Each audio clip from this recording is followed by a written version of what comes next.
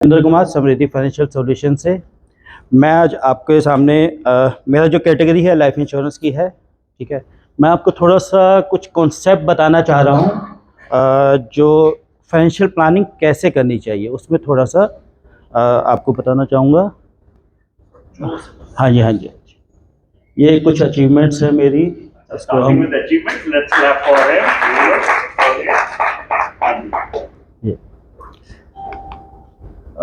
Financial planning में कोई भी पर्टिकुलर एक असेट्स नहीं आती है। ठीक है, उसे हमें सारे असेट्स एलोकेशंस करने चाहिए। जैसे मैं एग्जांपल दूं, हम शुरू करते हैं कि फर्स्ट होती है सेविंग। पहले हमारी जो स्टेप होना चाहिए कि हमें सेविंग करनी चाहिए। सेविंग में हमें नेक्स्ट होता है फाइनेंशियल प्रोटेक्शन, एक एक करके हम बाद में बताएंगे। थर्ड है इन्वेस्टमेंट और फोर्थ है रिटायरमेंट प्लानिंग।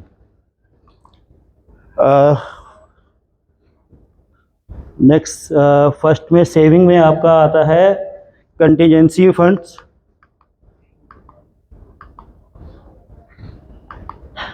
ये जो कंटीजेंसी फंड होता है जनरली हमारी जो मंथली सैलरी है उसका 3 to 6 टाइम्स होना चाहिए।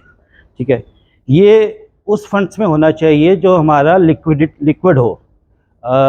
जैसे कैश होता है, बैंक में डिपॉजिट हो सकता है, लिक्विड फंड्स भी हो सकता है। लिक्विड फंड्स में सुनील सरदा जी हेल्प करेंगे। बैंक में डिपॉजिट भी हो सकता है जो लिक्विड हो, वो बजाज जी हमारे परिवार में हैं। आपके पास कैश हो, कैश भी उसमें आता है इमरजेंसी फंड में। 2000 के नोट नहीं होने चाहिए। अब वो गोपाल जी को दे सकते हैं। हाँ जी, वो ले रहे हैं, बैंक भी ले ही रहे हैं अभी तक, लेकिन बैंक में बहुत सारी लाइन्स होती हैं अभी है। सेविंग्स में टैक्स सेविंग्स भी एक लोगों के उसमें आता है कि टैक्स सेविंग भी एक सेविंग्स में आता है, लेकिन टैक्स सेविंग में ना सारी असेट्स आ जाती हैं। उसमें लॉन्ग टर्म्स भी आ रही हैं, शॉर्ट टर्म्स भी आती। शॉर्ट टर्म्स में रिबेट नहीं मिलती है।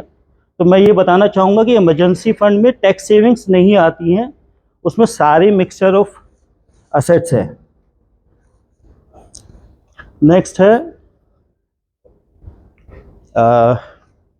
Financial protection. इसमें आता है इंश्योरेंस। इंश्योरेंस में 4 टाइप्स ऑफ इंश्योरेंस हम कर सकते हैं, जैसे life insurance, health insurance, liability insurance, disability insurance. Life insurance में टर्म इंश्योरेंस भी आती हैं, एंडोमेंट इंश्योरेंस और अदर प्लान्स जैसे कि money back, married women property act, employer employee scheme. Health insurance में critical illness, basic health plan. Health insurance आप अंकित जी से डिस्कस कर सकते हैं। और लायबिलिटी लोन इंश्योरेंस जैसे होता है, अगर आपके लोन को कवर करने के लिए भी इंश्योरेंस ले सकते हैं।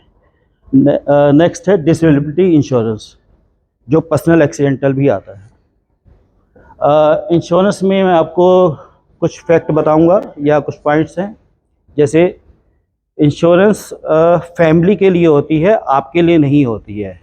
जनरली होता है कि मुझे क्या मिलेगा, तो जनरली आपके ना होने पे आपकी फैमिली को जो मिलता है वो इंश्योरेंस होता है।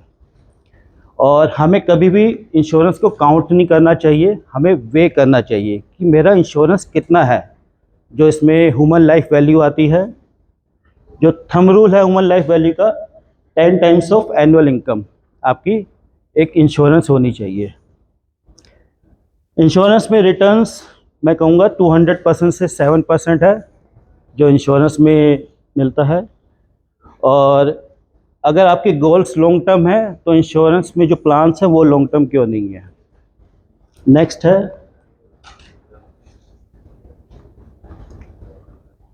इन्वेस्टमेंट। इन्वेस्टमेंट हमारा हमें असेट्स एलोकेशन करनी चाहिए, जैसे सुनील सरदा जी ने लास्ट टाइम बताया था। और टाइम फ्रेम को देखते हुए, लॉन्ग टर्म है, शॉर्ट टर्म है, उस हिसाब से आप उनसे फंड्स पूछ सकते हैं कि आपका गोल क्या है और कितने टाइम के लिए आपको करना है।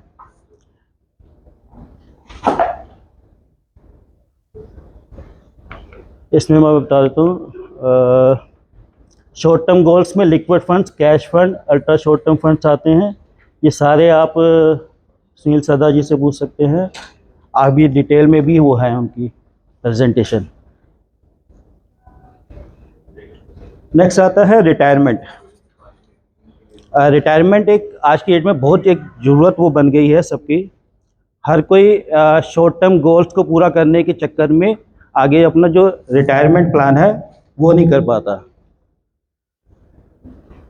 रिटायरमेंट में आप एक जैसे ईएमआई कॉन्सेप्ट होता है, आप पहले अपने एक फंड्स को रेगुलरली इन्वेस्ट करके आगे एक कॉर्पस को इकट्ठा कर सकते हैं।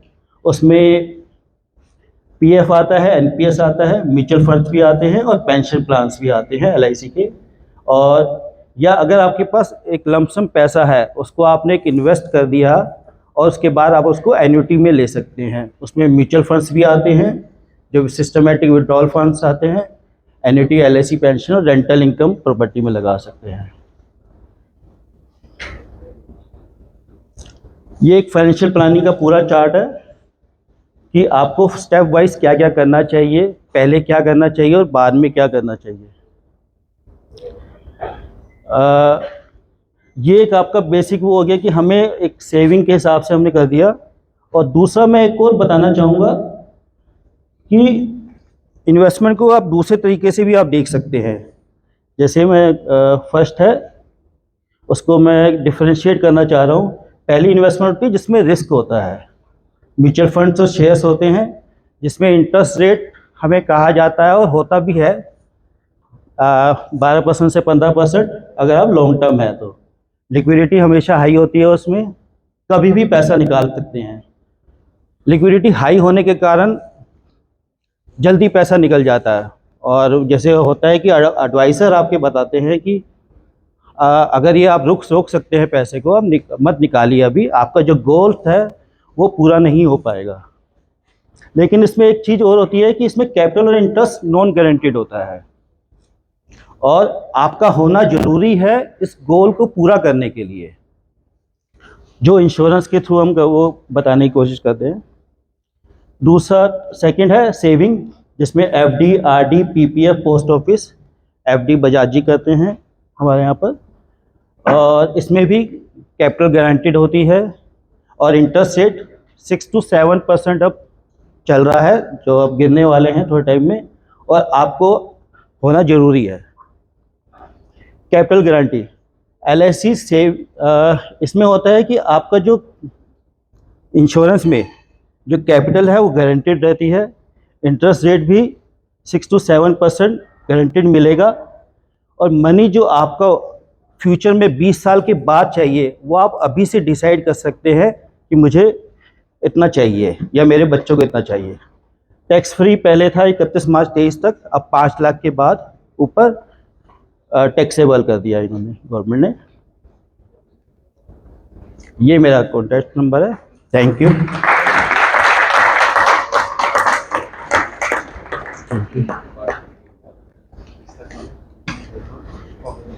पवन जी,